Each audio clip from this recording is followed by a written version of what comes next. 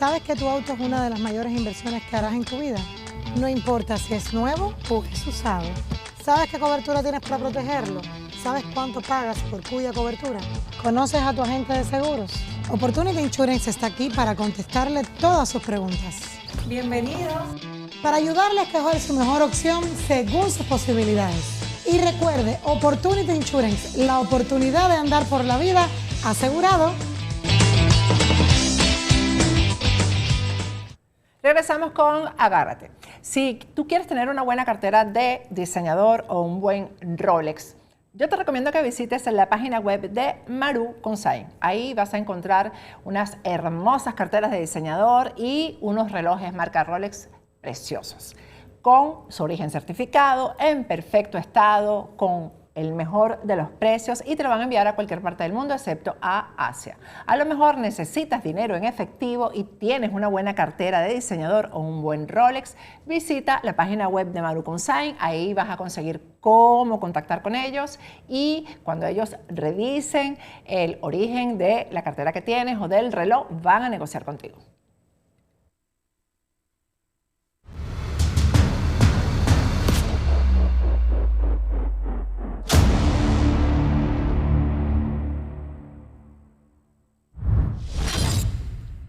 Regresamos con Agárrate. La semana que viene, 28, 29 y 30, se celebrará la cumbre de la OTAN. Vamos a conversar con nuestro compañero, el periodista Eugenio Narváez, que está en España, acerca de la agenda de la cumbre. Buenas noches, Eugenio. Madrugadas para ti. ¿Cómo estás?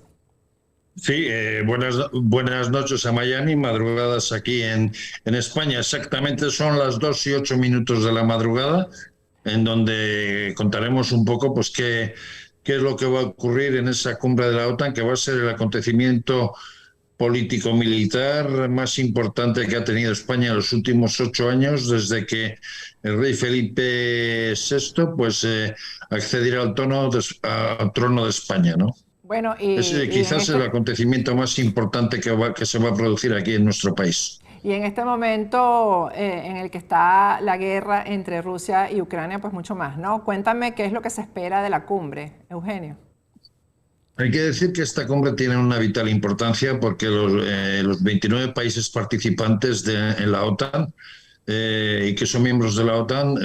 van a decidir cosas de trascendencia no solamente para el continente europeo, sino para la globalidad del mundo. Se puede decir que en principio en la OTAN se pretende que Suecia y Finlandia, dos países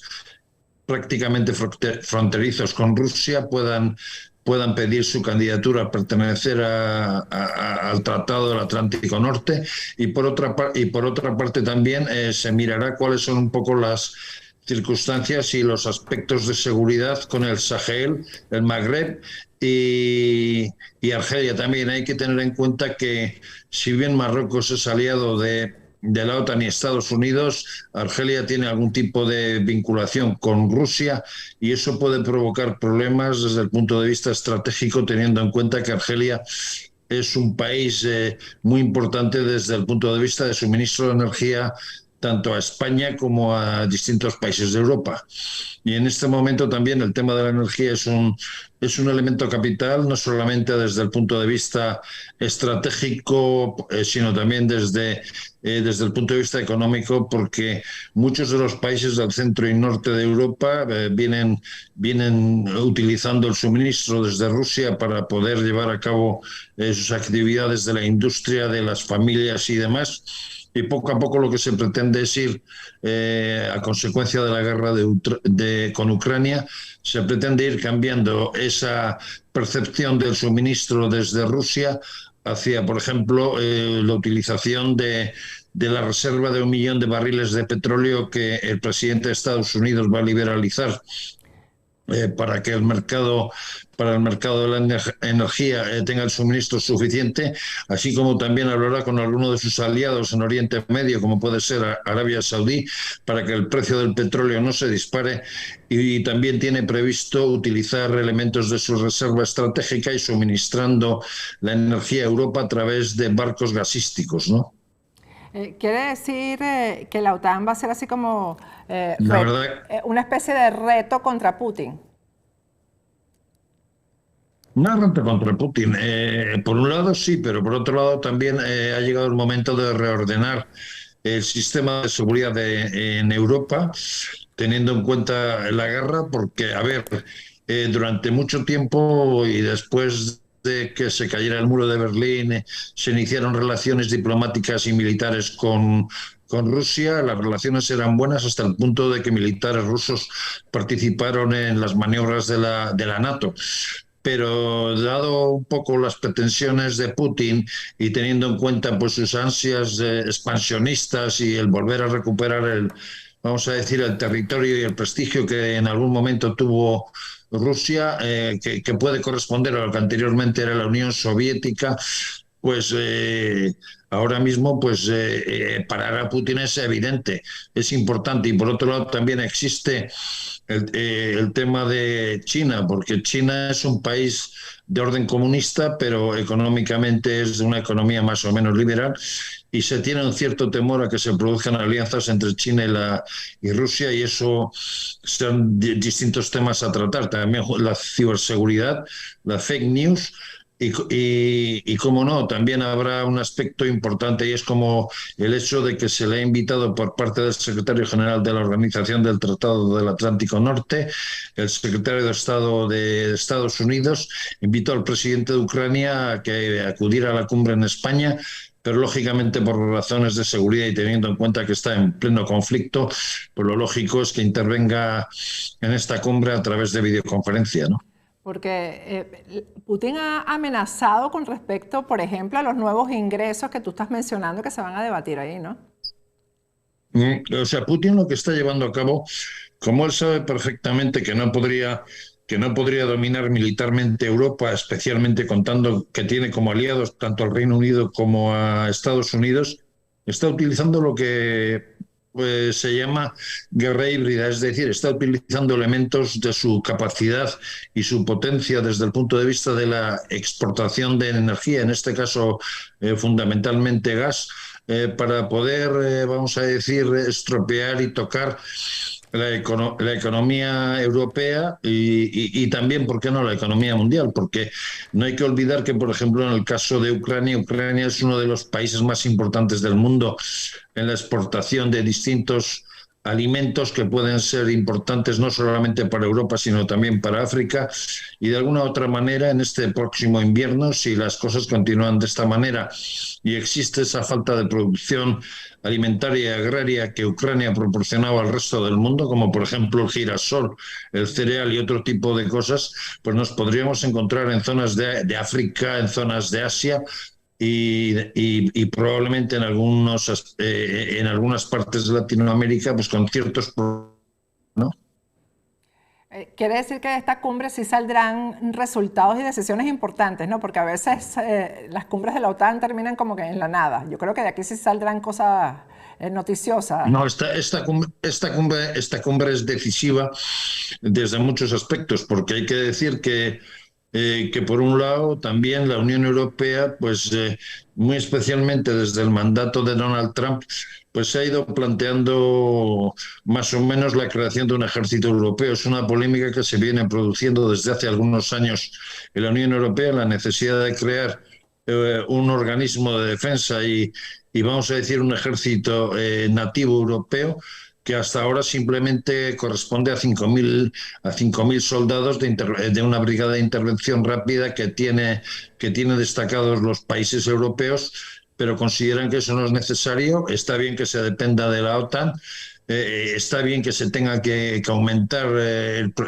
un punto, 2 puntos por determinados países respecto al Producto Interior Bruto en inversión de defensa,